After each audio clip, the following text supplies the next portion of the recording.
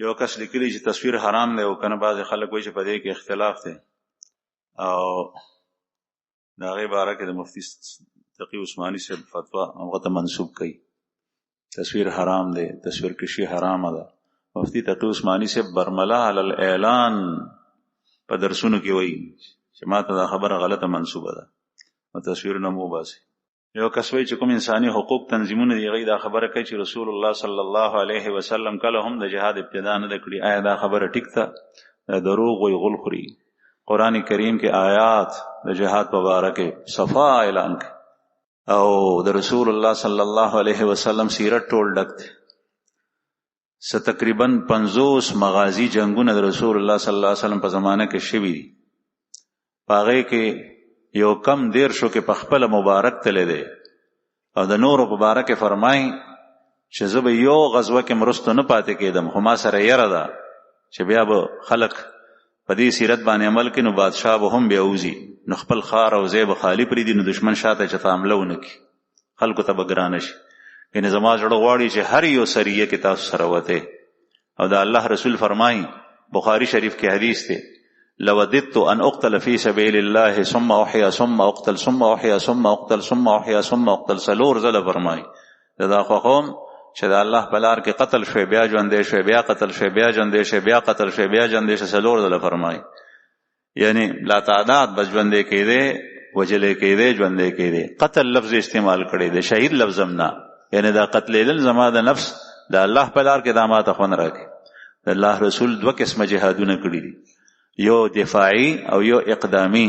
دفاعي دی ته وایي چې دشمن حمله وکړي او اقدامي دی ته وایي چې ورپسې لاړ شي رسول الله صلی الله علیه وسلم مدینه منوره کې او کافر رالل دا دفاعي و مدینه منورې حفاظت غیر چاپیر مسلمانان خندق کې وکنستو دا دفاعي جهاد او پیغمبر علیه الصلاۃ والسلام تله دی په بدر کې تله دی په تبوک کې تله دی دا اقدامی و اقدامی دا چې په کافر باندې حمله وکړي دعوت ورکړي چې نه مني د سره به دویم حل دی چې بیا وسره جهاد وکړي یو کس وایي چې مور خپل زوی ته د لمونځ نه کولو په وجه باندې روټۍ نه پخوي او هغه سره سخت رویه ساتي نو دا جایز ده او که نه بلکل جایز ده په مور باندې خو د ده حق هم نشته چې دی سړی شو بالغ شو مصبح فرض دی په مور باندې حق نشته دی چې هغه ته پخه کړي ځان ته خپله پخوي چې بیا لمونځ هم نه کوي د الله جل شانه دپاره خفه کېدل همیشه هم شته او د ذات دپاره خفه کېدل خبرې بندول د 3 ورځو نه سیوا نشته د حدیث مبارک کې رسول الله صلی الله علیه وسلم فرمایي چې یو مؤمن ته نه دی جای چې بل مؤمن سره قطع کلامي وکړي 3 ورځو نه زیات دا صرف او صرف د خپل ذات دپاره خفګان باره کې او بل حدیث ته عبدالله ابن مغفل صاحب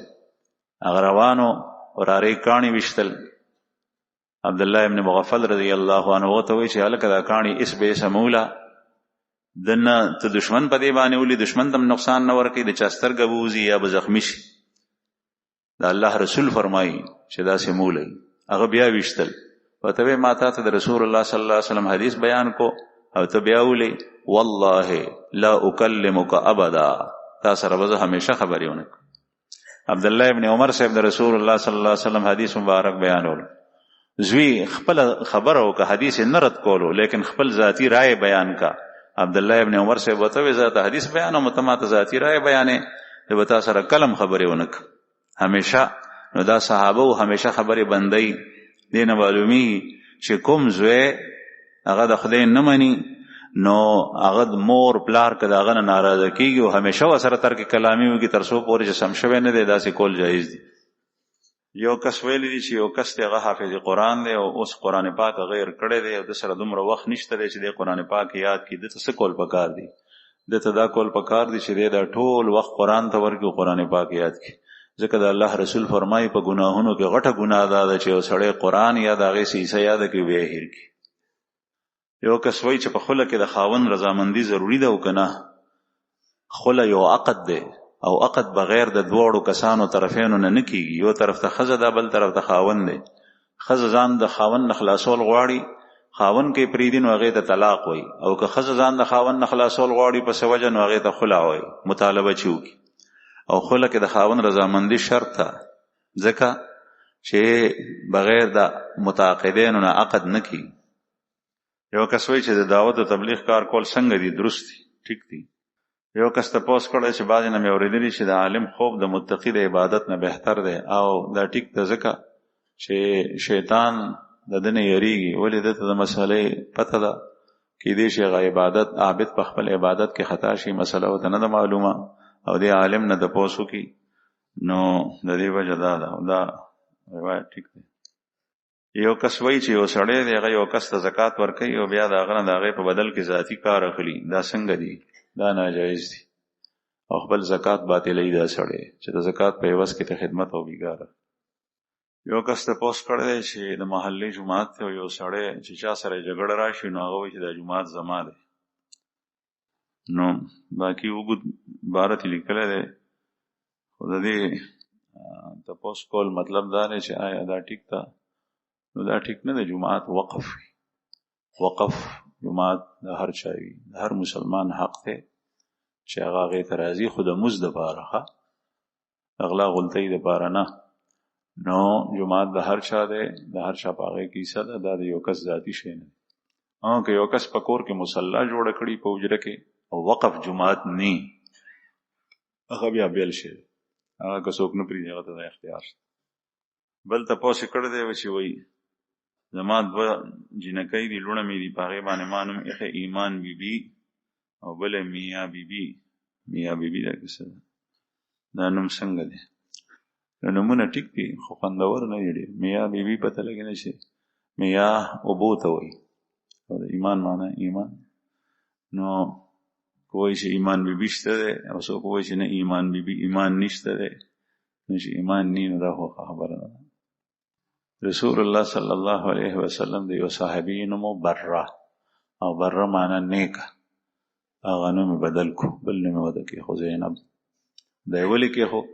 قرآن کریم کې الله پاک فرمایي فلا تزکوا انفسکم هو اعلم بمن اتقى، اپنی نسبت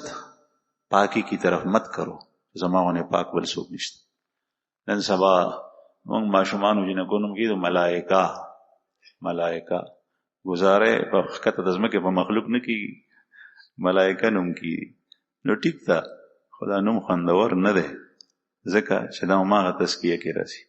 د هغې د کردار د هغې د تربیت خیال ساتل پکار دی. نوم پې باندې عام نوم کېده د صحابه او صحابیات، په صحابیاتو کې د یوې صحابیې نوم ملائکه نه دی او یا ایمان بیبي نوم نه دی. یو کس تپوس کړی دی چې د جومات دپاره ځمکه وقف شوي ده، هغه دوباره بدلېدی شي که نه؟ مالک جداد خو وایي چې دا ما وقف کړي ده، زما د دې سره هېڅ قسم ته اختیار نشته، زما په خیال خو دا نشي بدلېدی، همدغه وخت زما ده. البته د چا مفتي صاحب نه هم بل چا نوم تپوس وکړي.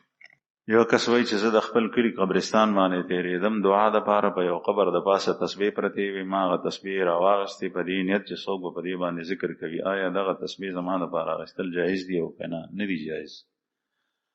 دا داسې مثال دی لکه په لاره باندې لقطه ته اوچته کړې، نو بیا د هغې طریقه دا ده چې ته به یې اوچتې خو په دې نیت باندې به یې اوچتې چې زه دا مالک ته رسوم. او زما خیال دا دی چې په قبر باندې چا تسبیح ایښې وي، هغه دې دپاره ایښې وي چې زه یا بل څوک زما د دې مور یا د پلار یا د بچي قبر ته راځي نو دلته به ذکر کوي، بیا به واپس په دې ځای کېږي، تا ځان سره یوړې نو ښه دې ونه. یو کس وایي چې زمونږ د سپیر پارټسو دکان دی، زمونږ سره د موبایل خالي کینونه دي او خلک زمونږ نه هغه اخلي، وړي یې په هغې کې 2 نمبر موبایل اچوي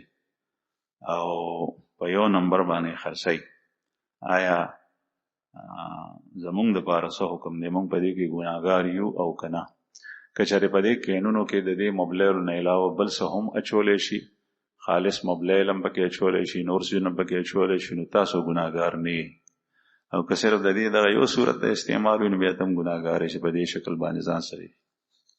یو کس وایي چې قرآن پاک کې دي چې په تاسو کې چا ایمان راوړی دی او چا ته علم ورکړی شوی دی، الله جل شانه به د هغې درجې اوچتوي. دې علم نه مراد کوم علم دی؟ د علم نه مراد د دین علم دی، د الله جل شانه د معرفت علم دی، د الله د احکام علم دی، د دین اسلام. هغه علم چې ته په باندې انجینري او ډاکټري زده کوې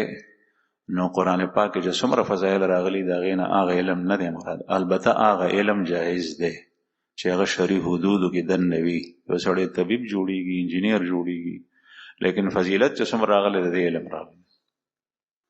یو کس وایي چې ما 2 ځله قسم خوړلی، 2 ځله مې قسم مات کړی دی، زه څه وکړم؟ نو په تا باندې کفاره ده د قسم ورکړه. یو کس وایي چې زه استاد یم، زه په بورډ باندې او تخته سیاه باندې د قرآن پاک آیتونه ولیکم او اسماء حسنا او د رسول الله صلی الله علیه وسلم نوم مبارک ولیکم، بیا چې دوباره لیکایي کوم نو بیا دا صفا کوم، نو د دې ګناه خو نشته؟ نه، ګناه یې نشته دی. د تعلیم لپاره داسې کول جایز دی. یو کس وایي چې زه یو 3-4 ماشومانو ته په حجره کې سبق ښیم، په دغه حجره او بیټک کې د هغوی تره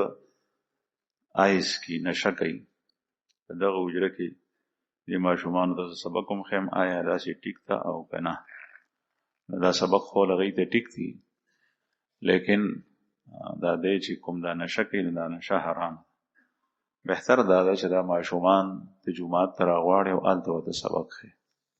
یو کس تپوس کړی دی چې یو سړی عمرې ته لاړو، په جهاز کې احرام وتړلو، نو خلک د جدې په ایرپورټ باندې کوز شول او بیا مکې مکرمې هوټل ته لاړل.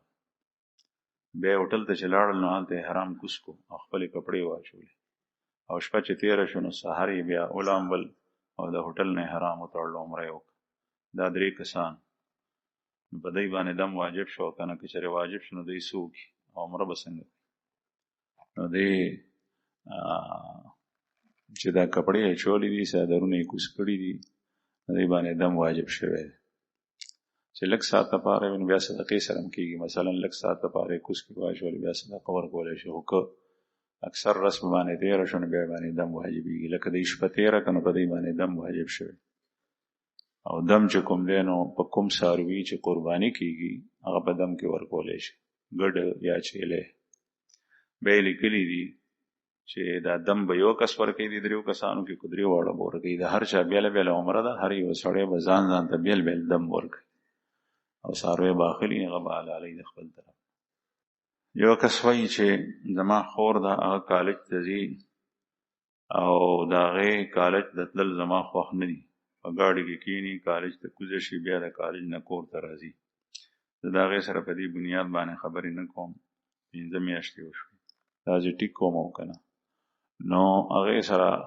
خبرې کو، لیکن هغې ته وینا کوه او هغه د دې کار نه منې کو. که چېرې نه منې کېږي په دې بنیاد به سره خبرې بندولی هم شي، لیکن کېدی شي که چېرې تا هغې سره دې وخت کې په دې حال کې خبرې بندې کړي، دا په نورو فتنو کې مبتلا شي. بهرحال د هغې نګراني کول پکار دي، خیال یې ساتل.